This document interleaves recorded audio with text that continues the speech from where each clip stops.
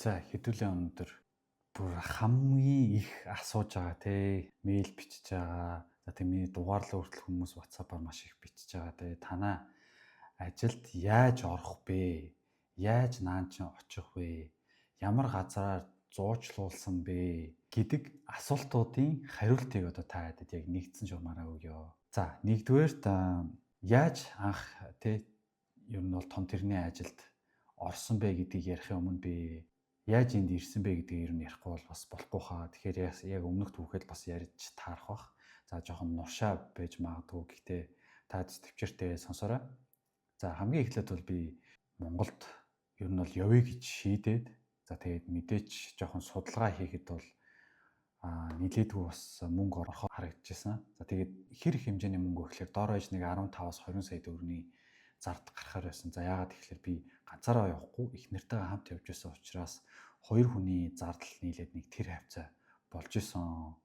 За тэгээд анх бол би бол үйлдвэрийн ажиллаар ирж байсан. За энд үүдэг таньдаг хүнээрээ дамжуулаад очих гэсэн юм аа. Тэгээд ингээд найдвартай ажлын гэрээнд зуушлаад хүмтэй ингээ холбогдох боломж байна уу гэхэд манай хоёр одоо таньдаг эхнэр нөхөр хоёр байсан. Тэр хоёр тэгээд найдвартай хүнтэйгээ намайг холбоод за тэгээд би тэр хүнтэй шууд л ерөөсөө чатаар ярьж агаад тэгээд ерөөхдөө гэрээ мэрийгээ гаргуулахаар болоод тэгээд нааша ирсээ. За тэгээд тэр гэрээгээ гаргуулах тэр мөнгөө олох за тэгээд нийт ингээд хүлээхтэйгээ нийлээд одоо хэр их хэмжээний хугацаа зарцуулсан бэ гэхлээр за эхний ээлжинд би бол ажил хийсэн. За ямар ажил вэ гэхлээр би хоёр охиныгоо хатминда үлдээгээд за эхнэр маань тэр үед бол арай Монголд ирээгүй байсан, Солонгос байсан.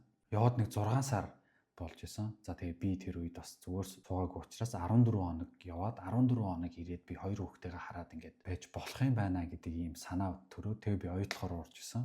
За тэгээд 14-14-ийн ростертой учраас маш ингээ уяатан болоод надад ингээд 14 хоног хүүхдүүдтэйгээ цагийг өнгөрөөгөөд 14 хоног ажиллаа хийж гэхлээр надад ингээд те мөнгөтэй дээрээс нь хүүхдүүдтэй ч гэсэн цаг зав гаргаад байх боломжтой юм байна гэдэг санаа орж ирээд тэгээ оюутлагын ажилд хөөцөлж жоод орж исэн. За тэгээд хамгийн гол шалтгаан тэгээд тэр цалингийн хувь тийм өндөр биш ч гэсэн цалингийн зээл авахд бол маш өндөр гарч ирсэн. За би тэгээд жил ажиллаад 20 сая төгрөгийн цалингийн зээл аваад тэгээд ерөөхдөө одоо ингээд гэрээний мөнгө онгоцны тийз за тэгээ бас ингээд зардлуудтай бүгднгийн ингээд болгож исэн. За тэгээ нийт хугацаа нь болохоор оюутлахад ороод 7 сарын дараа ерөөхдөө цалингийн зээл 20 сая гарч ирсэн гэсэн үг байхгүй юу. Тэгээд зээлээ авангуутлаа 9 сард нь би тэр хүнтэй холбогдоод тэгээд ерөөхдөө ингээ яриа за зөв болоод юмудаа ингээ тохирчоо би мөнгө шилжүүлээд тэгээд за 3 сар хүлээсний эцэст гинтгэн залгаал за ерөөхдөө ингээ цаг чинь товлогдсон байна. Тэдэн сарын бидэнд ингээ визэнд орохоор болсон байх шүү гэд шууд ингээ те 10 хоногийн өмнө ингээ шууд залгаад илжсэн. Ер нь ингээ Чехийн ажлын гэрээ яг зөв хүнээ олчих юм бол маш хурдан гэж визэнд гардаг. Минийх бол ингээд нэг өсөндө 3 сарын дараа би ярилцлагандаа ороод тэгээд 4 дахь сар дээр нь миний визний хариу гарсан гэсэн үг. Тэгээд гарахтаа бүр их нартай маань хамт хоёулаа ерөөхдөө гарцсан байна. Одоо манай их нар ингээд солонгос усыг за хараа ингээд визэнд орохоор боллоо. Тэдэн сарын тэдэн ингээд яралтай ирэхгүй бол болохгүй нэ гэдэг их нарыгаа л тэгээд бит хоёр хамт ингээд визэнд ороод тэгээд 1 сард гараад тэгээд бит хоёр нэг өсөндө ингээд 5 сарын дараа Чехд ирчихсэн байхгүй юу? Анх одоо 2024 оны 2 сарын 18-нд яг ирчихсэн гэсэн үг байхгүй юу? Тэгээд 1 сард хариу нь яг болчлоо. Ер нь бол хариу чинь ингээд гарсаа шүү. Ирээд ингээд чигөрөмтэй аваараа гэд яг элчингээс залгаж исэн. За тэгээд бит хоёр ярилцаад цагаан сараа үзчихэд явъя гэх. Тэгээ 2 сарын 18-нд буюу цагаан сараа үзчихэд тэгээд одоо наашаа ирсэн байгаа. За тэгээд эрэхтэй мэдээч үйлдвэрийн ажиллаар ирсэн учраас тэр хоёулаа ингээд хамт үйлдвэрт ажилласан. За тэг үйлдвэрт ингээд нийт ажилласан хугацаа нь бол 1 жил 7-8 сарын хугацаанд би бол үйлдвэрт ажилласан. Нилээн удаан ер нь бол ажилласан. За ажихт манай үйлдвэр чинь төмрийн үйлдвэр байсан учраас ер нь ажил нь маш хүнд. Босоо зайгүй. Мэдээж одоо хүний газар учраас тэгээд сэтгэл санааны байдал ч гэсэн дарамттай шүү дээ. Тэгээд дарга цэрэг нар амар ихтэй. Ер нь бол маш чанга тийм үйлдвэр байсан. Гэхдээ тэрнийхээ яриар цалин ч гэсэн бас боломжийн бас дайжгүй байсан. За тэгээд одоо яг энэчнээс эхлээд миний яг том тэрэг рүү ер нь орох яг сэтэл яг төрсөн байхгүй юу. Би ч одоо юу ч мэдэхгүй шүү дээ. Юм том тэрэг барих марих те. Механик тэрэгч олигтой барьж чадахгүй хүн явж байгаад гинтгэн л ер нь л энэ хүмүүс ер нь бол амар их яриадсан байхгүй. За энэ том тэргийн хүмүүс ингээ барьдаг. Би ч одоо тийм ажиллаж байдаг мэдгүй юм том машин ч ер нь анх удаа ирээд харж байгаа шүү дээ машин. Мангар олон машин хатсан. Амар том уртын зам дээр хальталт харж ил байсан болохоос яг тэгэж ойроос тулж мж харж байгаа шүү дээ. Тэгээд гэр боломжтой байд юм байна. Гээд өөрөө ер нь судлаад хүн амтнаас асуугаа. За ер нь ямар шиг байд юм бэ? Яад юм бэ гээл те. Судлаад асуугаад явж исэн чинь ер нь бол том тэрнийхээ үнэлгээ гаргачих юм бол ажил бол яаж хийж байгаад олддгоо гэд ерөөхдөө хүмүүс яг мэдээлэлтэй явж исэн. Тэгэхээр би тэрийг сонсоод за ер нь үнэлгээл би хөөцөлдөх хэрэгтэй юм байна гэд. Тэгээд үнэлгээ хөөцөлдөж эхлээд тэгээд үнэлэх гарах өртөг бол ерөөхдөө маш өндөр энэ ч над шиг одоо ийм хил мэл байхгүй те юу ч мэдэхгүй ийм таг хүнд бол нэг оройж 15-аас 16 сая төгрөг бол хангалттай зарлагдж байгаа. Одоо энэ чех том тэрний үнэлэх мэрэгсэн үнэлэх ингэж авч байгаа хүмүүс бол тиймэрхүү хэмжээний мөнгө бол амар зарлагдж байгаа. Хилтэй хүмүүс бол харин шал ондоо тий. Хилтэй хүмүүс учраас өөрсдөө ингэж хөөцөлдөөд яваад бид ч хэлгүй байсан учраас орчуулагч хөөслөн тий. За тэгээ тэр орчуулагч хэд гэх юм уу. За тэгээ хоол унд. За тэгээд ирж очих буцах зардал гэдэг. Тэгээ тэр нь ингээд маш удаан үргэлжлэдэг. Тиймэрхүү болохоор ингээд айгүй их мөнгө олдгоо. За тэгээ 90 жил ажиллаад яг 1 жил болохын өмнөхөн дээр том тэргөөрөө орё гэж шийдээд тэгээд ер нь бол үнэлэхээ яаж авталаараа хөдөлтөж эхэлсэн. Тэгээд би 1 сард бүртгүүлээд бараг 2 сард бүртгүүлсэн юм. 1 сарын сүүлээр бүртгүүлээд тэгээд 5 сард би шалгалтандаа орж исэн. Жолооны орчуулагчтай орж байгаа учраас ерөөхдөө ингээд ойлгоод яриад нөгөө хүн чинь ингээд олон жил орчуулагч хийсэн болохоор бүхэн мэдж байгаа шүү дээ. Тэгээ надаа ингээд тайлбар өгчлөөр тэр маш амар болчихж байгаа байхгүй юу.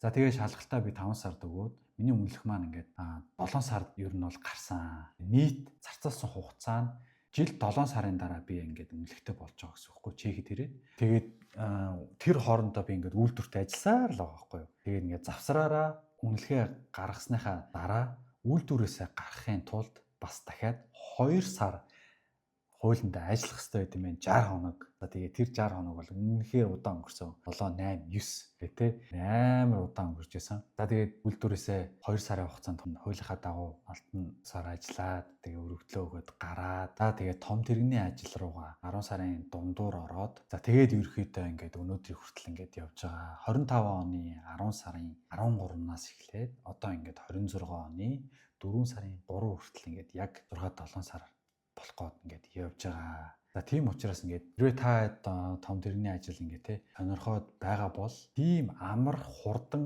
орох ер нь бол боломж маш бага. За үнэхээр л те ингээд том тэрэг барьдаг чаддаг хүмүүс одоо Монголд ийм зуучилдаг газрууд бас байгаад тах шүү. Би одоо сайн бас хэлж мэдэхгүй байна. Яагаад тэгэхээр одоо энэ залилангууд бас нэлээд явж байгаа шүү. Тэгэхээр тэр тал дээр би бол сайн мэдээлэл өгч чадахгүй. Тэгээд үнэхээр тийм азан таараа тэнцээд те наашаага ингээд ирэх боломж нь бүрдээ шууд том тэргээрээ ирчих юм бол яг танд бол үнэхээр цаг зав болон тэ санхүүгийн тал дээр ч гэсэн маш ингээд хүмүүллэлт бол ингээд үүсэж байгаа давуу талууд ингээд байж байгаа гэсэн үг байхгүй юу. За тийм яг над шиг миний одоо тэ юу ч мэдэхгүй байгаа шиг тийм цоо шинээр эхэлж байгаа хүмүүс байвал яг л одоо ийм журмын дагавал ер нь явах бах таа л гэж би бодож байна. Эхлээд та үйлдвэрийн ажил олон тэ үйлдвэрийн ажил олцоод ирээд хамгийн багадаа 6 сарын дараа жолооны үнэлгээ солиулж болдог Монгол жолооны үнэлгээр шууд чех жолооны үнэлгээр зүгээр зарим нь бол үнгүү солиулсан сураг байсан. Би бол үнгүү солиулаагүй 600 крон өгөөд би бол үнэлгээ солиулж исэн. За тэгээд тэрний дараагаар том тэрэгийнхаа ЦЕ мэрэгсэн за тэгээд ажлын карт буюу тахограф ийм 3 төрлийн одоо үнэлэх гаргаж ийж тэгжиж ирэхэд ингээд том тэрэгний ажилд орох процесс ч юм бол нээгднэ. Тэгээ шууд бас орж болохгүй те. Мэдээж өөртөө тохирсон компани болно шүү дээ. Эхний ээлжинд бол ихэнх компаниуд чадахгүй хүмүүсийн ер нь бол авах маш дургүй байт юм блэ. Би ерөөхдөө нэг мэйлэр анх ингээд үнэлгээ гарцсныхаа дараа амар олон компани руу ингээд мэйл бичиж үтчихсэн байхгүй юу. Мэйл бичижсэн гэхээр одоо намайг амар хилтэй устаа гэж бодож байгаа. Би ч одоо сайн байна уу баяртаагаас өөр юм байхгүй шүү чи их англи мангли бол. Тэгээд ChatGPT-гээр сайхан бичүүлнэ шүү дээ. Тэрийг орчуулаад янзлж байгаа л мэйл явуулна. За тэгээд тэр компаниудаар бүгдээрээ ерөөхдөө туршлаараа манайх ингээд туршлагатай хүн авч байгаа. Таныг авах боломжгүй гэдэг. Тийм хариу сонсож жагаад бас нэг энэ ч таньдаг хүнтэйгээ энтхэн манай нөхөр энэ компанид орсон. Чи ингээд сонирх уу тэгэхээр би тгийл та гэдэг. Тэгээ тэр хүмүүс надад туслаад ирэхэд ингээд хилтэй байхгүй. Тэгэхээр ингээд даваа талтай болчихж байгаа. Орчуулга ингээд өөр уцаараа надад орчуулгын цаг маг авч өгөөд. Тэгээ би анх ингээд компани дээр очиод ярилцлаганд орж исэн. Тэгээ ярилцлаганд ороход манай компани бүр өөрсдөө Монгол орчуулагчтай тэгэн гутлаа шууд бид хэдий ингээд яриаг шууд орчуулаад ингээд ямар ч асуудалгүй ингээд Монгол орчуулагч нь гэсэн тайлбарлаад ингээд өгчөөсөн байхгүй юу. Би ч нэг анх ярилцлаганд орж чадаа шууд үнэл хэлж байгаа юм чи. За би бол ингээд нэрээ үнэхээр юу ч мэдэхгүй. Би одоо энэ том машин бол анх удаа л харж байна. Ер нь бол ингээд надад байгаа ганц зүйл нь бол энэ ажил бол миний нэрээ үнэхээр мөрөөдлийн ажиллаа. Би өөрийгөө хэцүү зүйлд бол үнэхээр сорж үзэх хүсэж байгаа. Би ийм зүйл рүү огт орж үзээгүй. Тэр болохоор би одоо бол хариуцлагатай зүйл рүү би бол өөрийгөө орж сормоор байна. Тэгээ би шууд үнэнгээр хэлсэн.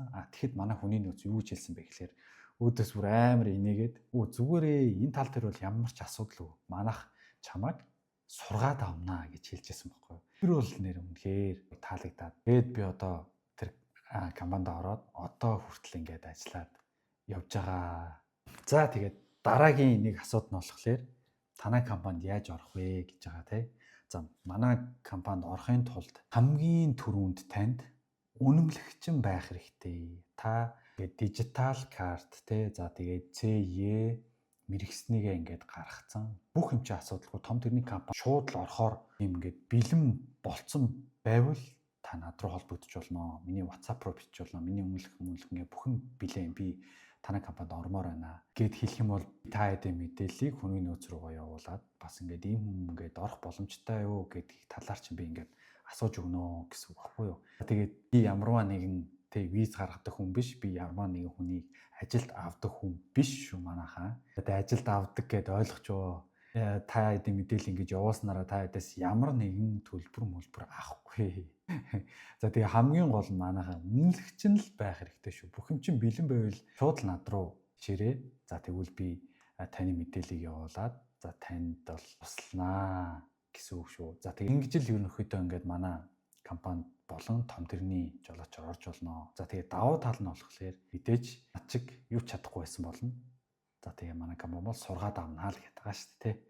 Гол нь та сайн хичээл зүтгэлтэй байвал тэгэл аяанда бүх юм болно гэдэг байгаа шүү дээ. За тэгээд иймэрхүү байгаа шүү манайхаа мэдээллүүд. Та яг хүсчээсэн мэдээлэлээ авсан болов уу гэж найдаж байна.